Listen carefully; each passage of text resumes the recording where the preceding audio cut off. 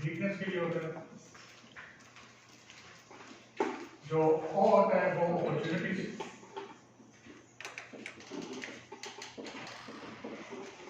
और जो टी हमारे पास आता है वो है थ्रेड्स। तो जो भी कंपनी आप खोलते हैं, जो भी कंपनी काम करती है, तो उसके अपने जो फैक्टर्स होते हैं, अपने स्ट्रेंथ्स होते हैं, उसके अपनी वीकनेस होती है, उसके अपनी अपॉर्चुनिटीज होती है, और उसके थ्रेट्स होते हैं।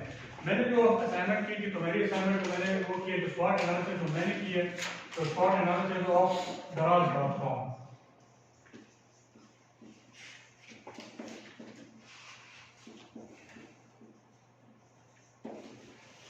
अच्छा, तो Daraz.com मैंने इसे सेलेक्ट किया था कि लोकल कंपनी है, और उसके हवाले से थोड़ा बहुत मुझे अंदाजा भी था। तो उसकी जो स्ट्रेंथ हमारे पास आती है, Daraz.com की जो स्ट्रेंथ है, स्ट्रेंथ उसकी हमारे पास आती है कि एक ईजी, जो उसका जो ऐप है वो यूजर फ्रेंडली है, आप इसको यूज कर सकते हैं। उसके अलावा जो उसके जो मेथड ऑफ पे है वो भी आप आसानी से वो कर सकते हैं। इसके अलावा आप उसमें बहुत सारी हमारे पास प्रोडक्ट्स वगैरह भी बहुत ज़्यादा होती हैं, तो आप मुख्तलिफ चीज़ों से उसको वो कर सकते हैं। तो ये जो Daraz.com की जो स्ट्रेंथ है, तो ये कुछ वो है। इसके अलावा जो उसके साथ जो वीकनेसेस हैं, वीकनेस उसकी ये है कि जो उसकी जो पेमेंट आपको वो देखते हैं, तो जो पेमेंट उसका तरीका है वो इतना वाइड नहीं है, जिस तरह कि हमारे पास Amazon.com में होता है, इस तरह जिस तरह Alibaba में हमारे पास होता है। तो इसकी जो वो होती है पेमेंट के तरीकेकार होते हैं, वो बहुत ज़्यादा है।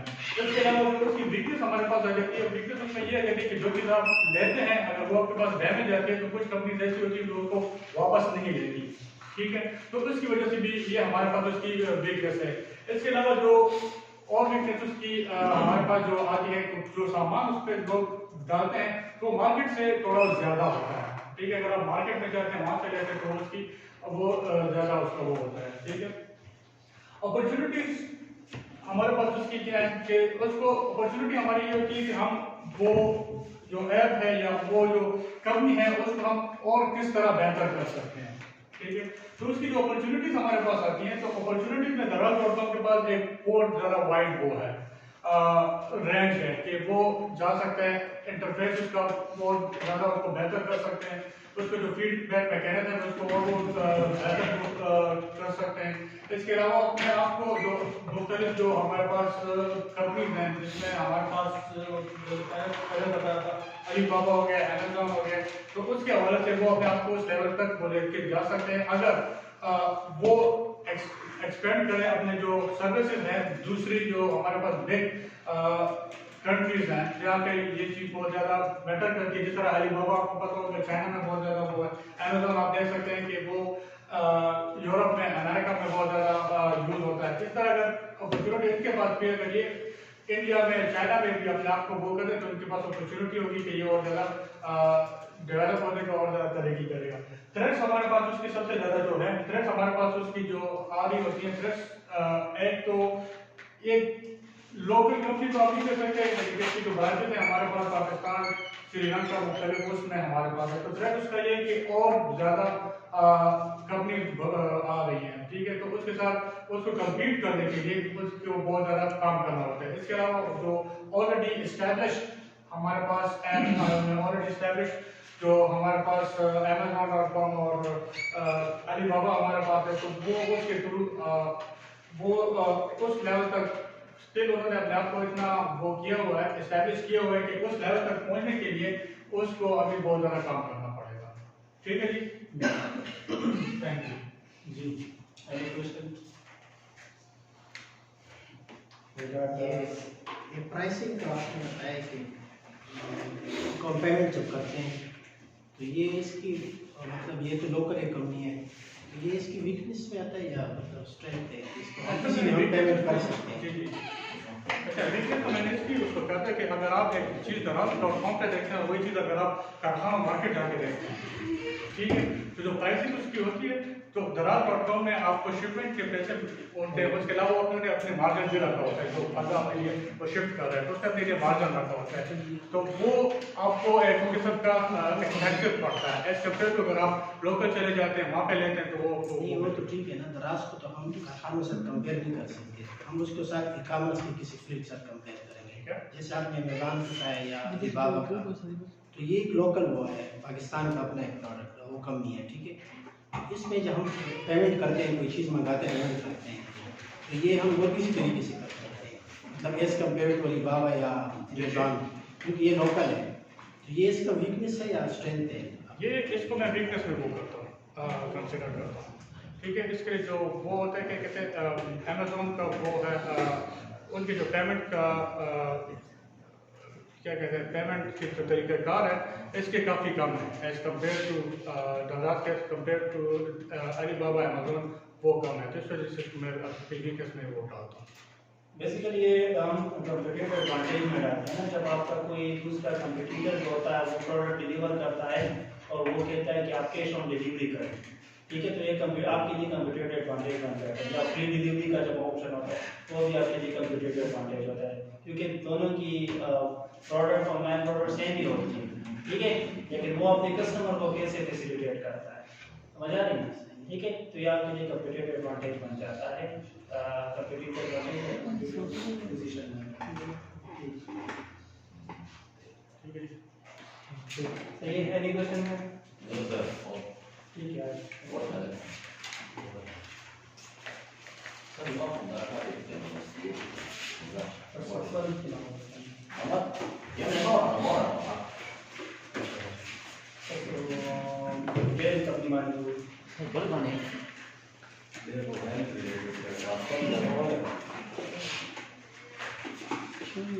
कोशिश करें कि अगर आप फोन करते हैं तो शेयर में एक दूसरे से कम्युनिकेट होता है। सर मेरा भी S for strength for weakness वो अपॉर्चुनिटीज और एंटी फॉर थ्रेट्स। सर मैं अपने हॉस्पिटल को मतलब देखिए माय हॉस्पिटल सर, तो उसमें सर हमारे पास स्ट्रेंथ क्या है, उसमें स्ट्रेंथ ये है सर कि मेरा हॉस्पिटल 24/7 सर्विसेज प्रोवाइड करता है, 24/7, ठीक है। सर्विस में। और मेरी स्ट्रेंथ क्या है कि मेरे पास बहुत ज़्यादा मतलब सर्विसेज हैं,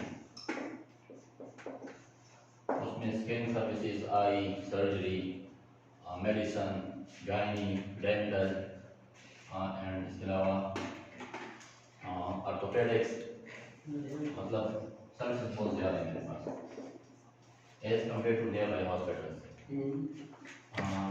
तीसरी बात उसमें मेरे पास क्या है sir, OPDs, number of OPDs। Sir मेरे पास डेली OPDs मोर देन 1000 है, मतलब मेरे पास डेली 1000 से ज़्यादा मरीज आते हैं, ठीक है सर। ये मेरा स्ट्रेंथ है सर। कोई स्पेशल एक्सपर्टीज है इसमें? जी हॉस्पिटल की स्पेशल एक्सपर्टीज जो होती है। हाँ हाँ सर, मैंने बता दिया, मेरे पास तकरीबन 8-9 स्पेशलिटीज है। वो भी आपकी है? आई, वो भी आपकी ऑर्थोपेडिक्स में आती है ना जी, हॉस्पिटल कंपैरिजन में। Scan, medicine, surgery, dental, gynae, API, इसके अलावा और भी है सर। ठीक है, क्या तमाम भी जी जी सर, ये स्कैन के सब वीकनेस में क्या वीकनेस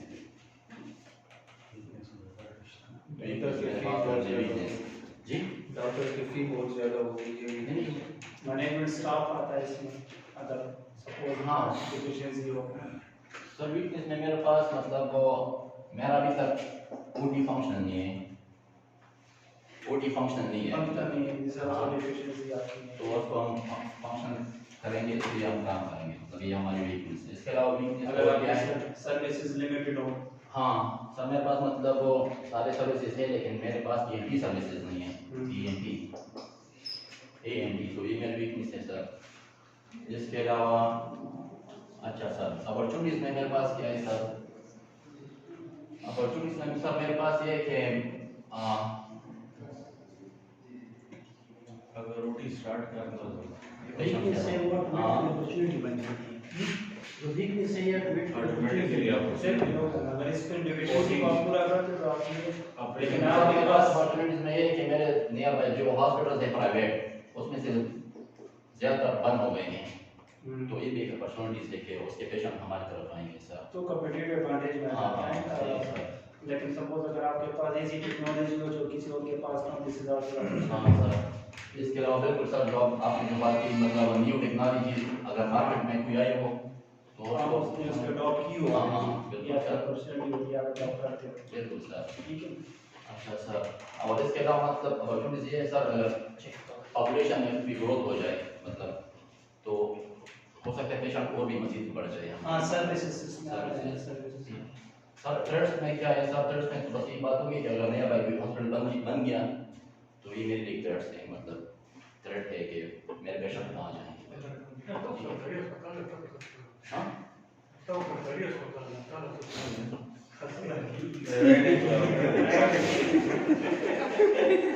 ये सरकार गवर्नमेंट है, एक तरह के साथ में प्राइवेट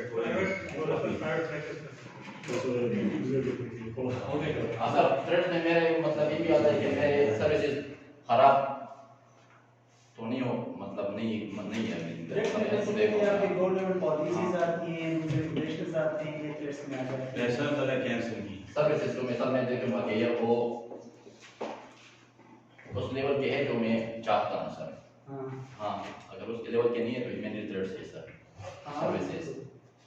एडवर्स गवर्नमेंट पॉलिसीज जो हमारे पास आती हैं ये हो सकता सर मैं बता देगा वो नहीं ठीक है, करें इसको मजीद आप इसको कंक्लूड करें, हाँ इसको कंक्लूड करें कि आप इस पे क्या फ्यूचर के हिसाब से रिकमेंडेशन चाहते हैं अच्छा sir, recommendation for all private sector, for all private hospital क्या होना चाहिए, कैसे होना चाहिए, पेशेंट के पार्ट वर्कर से, सर्विस के पार्ट वर्कर से। अच्छा सर, मैं सर्विसेज के मतलब मैं ओटी स्टार्ट करूंगा। This will be the idea OT कि मैं ओटी स्टार्ट करूंगा।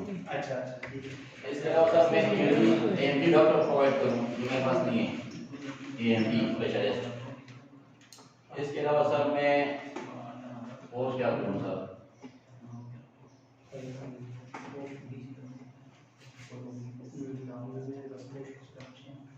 फ्री पेशेंट्स को सर फ्री मेडिसिन।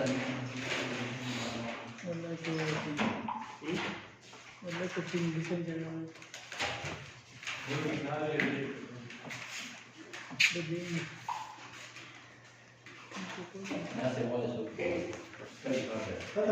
आप इसको जरूरत इसको बना दें प्रॉपर, ठीक है। पेपर में कम से कम लिख दिया है।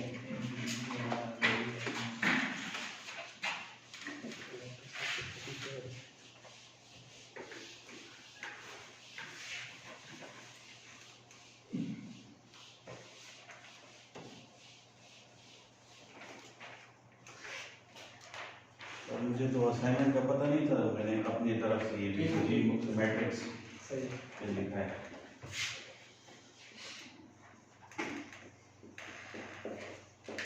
बीसीजी मैट्रिक्स कहते हैं बेसिकली जो एक बिजनेस की मुख्तलिफ स्टेजेस होती हैं उसके बारे में इन्होंने 4 स्टेजेस बनाए हैं, जिसमें इन्होंने मुख्तलिफ स्टेजेस के बारे में बताया बिजनेस के। तो इसमें 4 मैट्रिक्स टाइप इसकी डायग्राम है।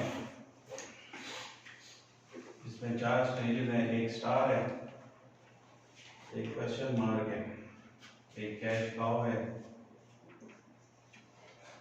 और एक डॉलर। ये बेसिकली बॉस्टन कंसल्टिंग ग्रुप ने ये मैट्रिक्स बनाया है और इसमें ये उन्होंने ये बताया कि मुख्तलिफ स्टेजेस कौन कौन से बिजनेस में आते हैं। स्टार जो बेसिकली फर्स्ट इसमें बताया है, स्टार स्टेज वो है जिसमें हमारी मार्केट शेयर और ग्रोथ दोनों जो है तो वो हाई लेवल पे होती है।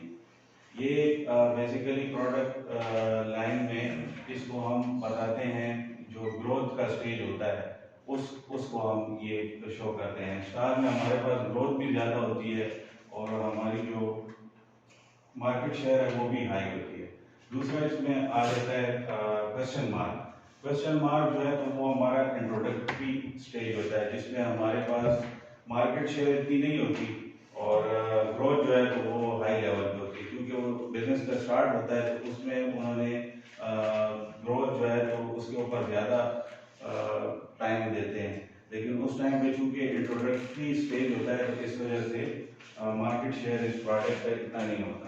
तीसरा फिर आ जाता है कैश काउ। जब हम कैश काउ स्टेज में हमारे पास मार्केट ग्रोथ और मार्केट शेयर और मार्केट ग्रोथ दोनों एक मार्केट शेयर जो है वो हमारा हाई लेवल पे होता है और मार्केट ग्रोथ जो है तो वो लो लेवल पे होती है। इसमें ये होता है कि जब हमारा प्रोडक्ट जो है तो वो ज़्यादा मशहूर हो जाता है और हम प्रोडक्ट को मार्केट में बहुत ज़्यादा चल रहा होता है तो हमारे पास इनकम बहुत ज़्यादा हो जाती है।